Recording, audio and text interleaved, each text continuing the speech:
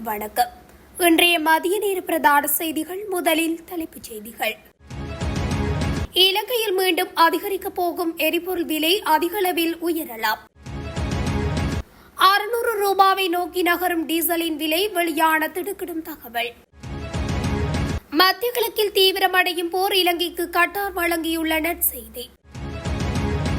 நுரைச்சோலை நிலக்கரி மின் உற்பத்தி வீழ்ச்சி, மின்சாரம் வழங்குவதில் சிக்கல். கிளிநொச்சியில் கோர விபத்து, இளம் குடும்பஸ்தர் பலி. புதன்கிழமை விடுமுறை, மாணவர்களின் கற்றல் நடவடிக்கை குறித்து வெளியாகியுள்ள தகவல். பெருந்தொகை பெட்ரோலை பதுக்கி வைத்திருந்த வர்த்தகர் அதிரடி கைது. யாழ் பல்கலைக்கழகம் முன்பாக திரண்ட மாணவர்கள் விரிவுரைகளை புறக்கணித்து ஆரம்பமான ஆர்ப்பாட்டம். எரிபொருள் QR குறியீட்டை பெற முடியாதவர்களுக்கு புதிய தீர்வு. தனியே வசித்து வந்த மூதாட்டி சடலமாக மீட்பு. தொடர்பட விரிவான செய்திகள். இலங்கையில் எரிபொருள் விலைகள் மீண்டும் அதிகரிக்கும் சாத்தியமுள்ளதாக தகவல் வெளியாகியுள்ளது. அதன்படி இந்த மாத இறுதிக்குள் அல்லது அடுத்த மாத தொடக்கத்தில் மீண்டும் உயரக்கூடும் என இலங்கை பெட்ரோலிய கூட்டுத்தாபனத்தின் தகவல் அறிந்த வட்டாரங்களை மேற்கோள் காட்டி செய்தி வெளியாகியுள்ளது.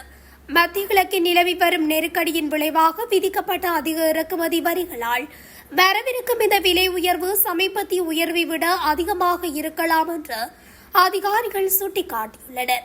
உலகளாவிய எண்ணெய் சந்தையில் ஏற்படும் ஏற்ற இறக்கங்கள், அதிகரித்து வரும் கப்பல் போக்குவரத்து செலவுகள் மற்றும் காப்பீட்டு பிரீமியங்கள் ஆகியவை இந்த விலை மாற்றத்திற்கு கணிசமாக பங்களிக்கும் என எதிர்பார்க்கப்படுகிறது. இந்த விலை உயர்வு 5 முதல் 10% வரை இருக்கலாம் என அதிகாரப்பூர்வ வட்டாரங்கள் மதிப்பிடுவதாக குறித்த செய்தியில் தெரிவிக்கப்பட்டுள்ளது. இலங்கையில் டீசல் விலை 1 லிட்டருக்கு 550 ரூபாய் முதல் 600 ரூபாய் வரை அதிகரிக்கக்கூடும் என்று எதிர்க்கட்சி நாடாளுமன்ற உறுப்பினர் தயாசிறி ஜெயசேகர எச்சரிக்கை விடுத்துள்ளார். ஏப்ரல் மாதம் வரவிருக்கும் எரிபொருள் கப்பலின் விலையை அடிப்படையாக கொண்டு அவர் இந்த தகவலை வெளியிட்டுள்ளார். எதிர்வரும் ஏப்ரல் மாதம் 7ஆம் தேதி இலங்கைக்கு வரவுள்ள டீசல் கப்பலின் விலை மிக அதிகமாக இருக்கும் என எதிர்பார்க்கப்படுவதாகவும், இதன் காரணமாக உள்ளூர் சந்தையில் டீசல் விலை தவிர்க்க முடியாதபடி பெரும் உயர்வை சந்திக்கும் என்று அவர் தெரிவித்துள்ளார். தற்போதைய எரிபொருள் தட்டுப்பாடு மற்றும் மீண்டும் வரிசைகள் உருவாகியுள்ளமைக்கு அரசாங்கத்தின் முறையற்ற நிர்வாகமே காரணம் என அவர் குற்றம் சுமத்தியுள்ளார். எரிபொருள் கொள்வனவுக்கான நடவடிக்கைகளை உரிய காலத்திலும் முறையான திட்டமிடலுடனும் முன்னெடுக்க அரசாங்கம் தவறியுள்ளமையே இந்த நெருக்கடிக்கு வழிவகுத்துள்ளதாக தயாசிறி ஜெயசேகர மேலும் சுட்டிக்காட்டியுள்ளார். கட்டார் நாட்டு அமீர் Sheikh Tamim bin Hamad Al தானிக்கும் ஜனாதிபதி அனுரகுமார திசாநாயக்கவுக்கும் இடையில் விசேட தொலைபேசி உரையாடல் ஒன்று இடம்பெற்றுள்ளது. இந்த கலந்துரையாடலின் ஆரம்பத்தில் கட்டாரில் தற்போது நிலவும் நிலைமைகள் குறித்து ஜனாதிபதி தகவல் கேட்டறிந்துள்ளார். கட்டார் மற்றும் பிராந்தியத்தின் ஏனைய நாடுகள் மீது மேற்கொள்ளப்பட்டு வரும் தாக்குதல்களுக்கு மத்தியில் இலங்கையின் ஒற்றுமையையும் ஆதரவையும் அவர் இதன்போது வெளிப்படுத்தினார். இதற்கு பதிலளித்த கட்டார் அமீர் அங்கு வசிக்கும் இலங்கையர்களின் பாதுகாப்பு மற்றும் நல்வாழ்வு குறித்து ஜனாதிபதிக்கு உறுதியளித்துள்ளார்.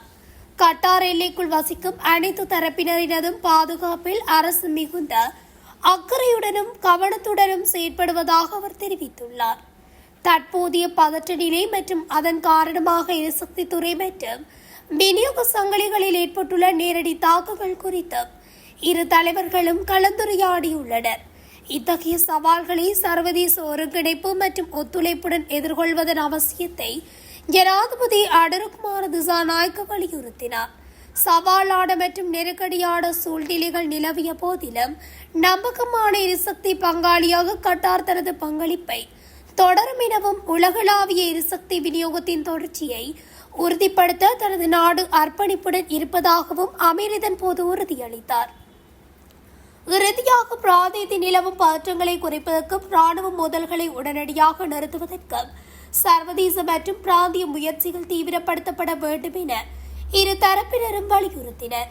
தூதரக ரீதியிலான தீர்வுகள் மூலம் பிராந்தியத்தில் பாதுகாப்பு மற்றும் ஸ்திரத்தன்மையை மீண்டும் நிலைநாட்ட ஒன்றிணைந்து செயற்பட இணக்கம் ஏற்பட்டுள்ளது.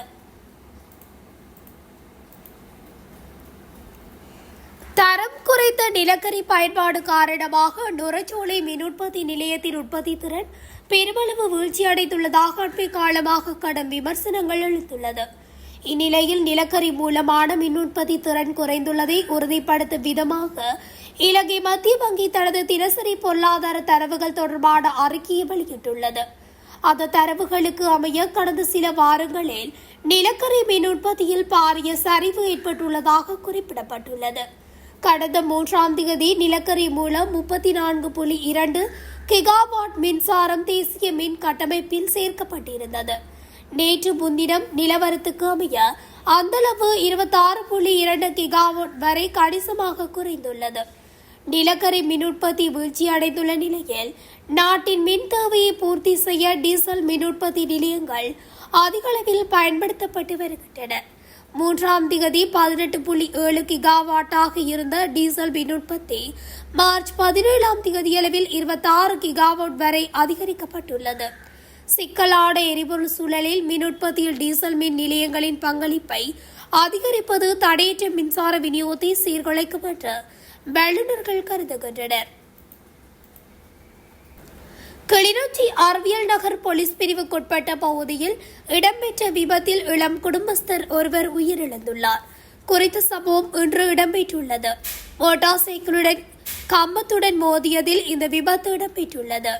விபத்து தொடர்பில் போலீசார் விசாரணைகளை முன்னெடுத்து வருகின்றனர். விசேட விடுமுறை தினமான புதன்கிழமைகளில் ஆன்லைன் மூலம் கற்பித்தல் நடவடிக்கைகளை முன்னெடுக்கும் திட்டம் எதுவும் தற்போது இல்லை என கல்வி அமைச்சர் செயலாளர் நாளக கலுவேவ தெரிவித்துள்ளார். எரிபொருள் நெருக்கடி காரணமாக பாடசாலைகளுக்கு புதன்கிழமை விடுமுறை வழங்கப்பட்டுள்ள நிலையில் இந்த அறிவிப்பை அவர் வெளியிட்டுள்ளார். புதன்கிழமைகளில் மாணவர்கள் வீட்டில் இருந்தபடியே கற்பதற்காக செவ்வாய்க்கிழமைகளில் வீட்டு பாடங்கள் வழங்கப்படும் எனவும் குறிப்பிட்டுள்ளார். புதிய சுற்றறிக்கையின்படி மறு அறிவித்தல் வரை வாரத்திற்கு 4 நாட்கள் மட்டுமே பாடசாலைகள் இயங்கும். புதன்கிழமை விடுமுறை தினமாக அறிவிக்கப்பட்டுள்ளது. அன்று மாணவர்கள் வீட்டிலிருந்து சுயமாக கற்பதற்கு ஆதரவாக அவர்களுக்கு பொருத்தமான பாடங்கள், பயிற்சிகள், பணிகள் வழங்கப்படுவதை உறுதி செய்யுமாறு பாடசாலை அதிபர்களுக்கு அறிவுறுத்தப்பட்டுள்ளதாகவும் தெரிவித்துள்ளார். பொலனறுவை மேகஸ்வேவ பகுதியில் உரிமம் இல்லாமல் சட்டவிரோதமாக 604 லிட்டர் பெட்ரோலை பதுக்கி வைத்திருந்த வணிகர் ஒருவர் நேற்று கைது செய்யப்பட்டுள்ளார்.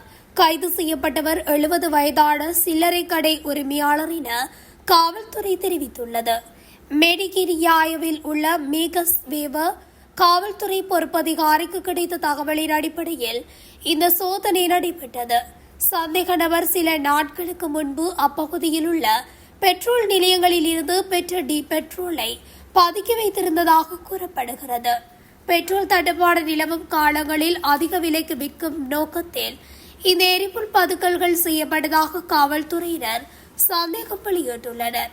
இந்த நிலையில் கைது செய்யப்பட்ட சந்தேக நபர் இன்று கிகுராங்குட நீதவான் நீதிமன்றத்தில் முற்படுத்தப்பட உள்ளனர்.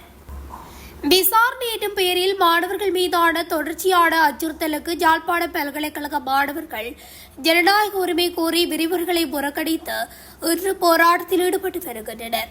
குறித்த போராட்டமானது யாழ்ப்பாண பல்கலைக்கழகத்துக்கு முன்பாக ஆரம்பமாகியுள்ளது.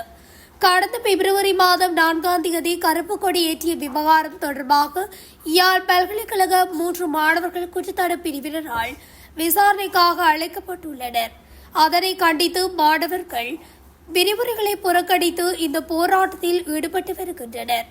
அனுரவின் ஆட்சியிலும் இடம்பெறும் அடக்குமுறைகளை நிறுத்துமாறும் இனிமேல் பல்கலைக்கழக வளாகத்தில் இடம்பெறும் ஜனநாயக ரீதியான செயற்பாடுகளுக்கு அச்சுறுத்தல் வழங்கக்கூடாது என்றும் விசாரணைகளை பல்கலைக்கழக நிர்வாகத்தோடு நிறைவு செய்யுமாறும் கோரி இந்த போராட்டம் முன்னெடுக்கப்பட்டு வருகின்றது.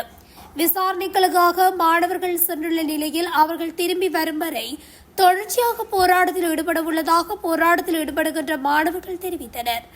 இதனால் யாழ்ப்பாண பல்கலைக்கழகத்தின் வாயிலும் மாணவர்களால் மூடப்பட்டுள்ளது.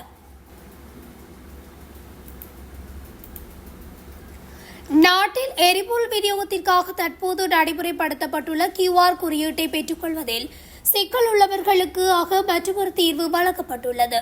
அதன்படி வேறு தொலைபேசி இலக்கங்களின் கீழ் ஏற்கனவே பதிவு செய்யப்பட்ட வாகனங்களுக்கான எரிபொருள் QR குறியீடுகளை மீளப் பெற்றுக் கொள்வதற்காக இன்று முதல் புதிய நடைமுறையொன்று அறிமுகப்படுத்தப்பட்டுள்ளது. கடந்த 2026 மார்ச் 14ஆம் தேதிக்கு முன்னர் பதிவு செய்யப்பட்ட வாகனங்களை QR குறியீட்டை மீளப்பெறும் போது அந்த பதிவை மேற்கொண்ட தொலைபேசி இலக்கம் பயன்பாட்டில் இல்லாமை அல்லது வேறு ஒருவரிடம் இருப்பதனால் பொதுமக்கள் எதிர்கொண்ட அசௌகரியங்களை தவிர்க்கும் வகையில் இந்த புதிய அம்சம் அமைப்பில் சேர்க்கப்பட்டுள்ளது. உங்கள் வாகனத்தின் அடையாளத்தை உறுதிப்படுத்துவதற்காக வாகன இலக்கம் மற்றும் சேசி இலக்கத்தை சரியாக உள்ளிடுவதன் மூலம் மாத்திரமே இந்த புதிய வசதியை பயன்படுத்த முடியும். வாகனம் ஏற்கனவே வேறொரு இலக்கத்திற்குள் பதிவு செய்யப்பட்டிருந்தாலும் மார்ச் 14க்கு முன்னதாக இருத்தல் வேண்டும். உங்களிடமுள்ள சரியான தகவல்களை உள்ளிட்டு தற்போதுள்ள பதிவை ரத்து செய்து உங்களது புதிய தொலைபேசி இலக்கத்தின் கீழ் பதிவு செய்து கொள்ள முடியும். நீங்கள் ஓவர் எனும் தெளிவாக தேர்ந்தெடுக்கும் போது அந்த வாகனத்தில் தொடர்புடைய பழைய கணக்கு தரவுத்தளத்தில் இருந்து நீக்கப்பட்டு உங்கள் தகவல்களுடனான புதிய கணக்கு உடனடியாக செயல்படுத்தப்படும். இந்த செயற்பாட்டின் மூலம் ஏற்கனவே இருந்த பதிவு ரத்து செய்யப்படுவதால் முந்தைய பயனருக்கு அந்த வாகனத்துக்காக கிடைத்த சலுகைகள் மற்றும் அணுகல் இல்லாது ஒழியும்.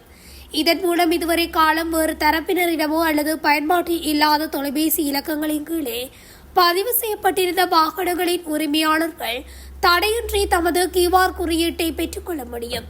தமக்கு சட்டபூர்வமான உரிமை இல்லாத வேறொருவருக்கு சொந்தமான வாகனத்தின் QR தரவுகளை நீக்குவது தண்டனைக்குரிய குற்றமாகும் என டிஜிட்டல் பொருளாதார அமைச்சு குறிப்பிட்டுள்ளது. கம்பகா கிரிதிவெல்ல போலீஸ் பிரிவுக்குட்பட்ட கில்ஸ் வெல்ல பகுதியில் நேற்று புதன்கிழமை மாலை வீடொன்றில் மூதாட்டி ஒருவர் மர்மமான முறையில் உயிரிழந்துள்ளதாக போலீசார் தெரிவித்தனர். சம்பவத்தில் வீட்டில் தனியாக வசித்து வந்த கிரிதிவெல்ல பகுதியைச் சேர்ந்த 78 வயதுடைய மூதாட்டி என அடையாளம் காணப்பட்டுள்ளார். உயிரிழந்த மூதாட்டியின் கழுத்தில் துணியொன்று சுற்றப்பட்டிருந்ததுடன் அவரது காது பகுதியில் காயங்கள் காணப்பட்டதாக போலீசார் தெரிவித்தனர். சந்தேகத்துக்கிடமான முறையில் குறித்த மூதாட்டி உயிரிழந்துள்ளமையால் இது ஒரு திட்டமிட்ட கொலையாக இருக்கலாம் என போலீசார் சந்தேகம் வெளியிட்டுள்ளனர். சம்பவம் தொடர்பில் 61 வயதுடைய நபர் ஒருவரை போலீசார் சந்தேகத்தின் பேரில் கைது செய்துள்ளனர். எனினும் இந்த கொலைக்கான சரியான காரணம் இதுவரை கண்டறியப்படவில்லை. மேலும் சம்பவம் தொடர்பான மேலதிக விசாரணைகளை கிரிந்துவெல்ல போலீசார் முன்னெடுத்து வருகின்றனர். இத்துடன் தமிழொலியின் இன்றைய மதிய நேர பிரதான செய்திகள் நிறைவடைகின்றன. தொடர்ச்சியாக செய்திகளை அறிந்து கொள்ள தமிழொலி ஊடகத்துடன் இணைந்திருங்கள். நன்றி, வணக்கம். தமிழொலி ஒரே பார்வையில் இன்றைய செய்திகளை உடனுக்குடன் தெரிந்து கொள்ள தமிழொலி யூடியூப் தளத்தை சப்ஸ்கிரைப் செய்து கொள்ளுங்கள். இந்த வீடியோ பிடிச்சிருந்தா லைக் பண்ணுங்க, கமெண்ட் பண்ணுங்க, ஷேர் பண்ணுங்க. மறக்காம கீழே இருக்கிற பெல் ஐகானை கிளிக் பண்ணுங்க.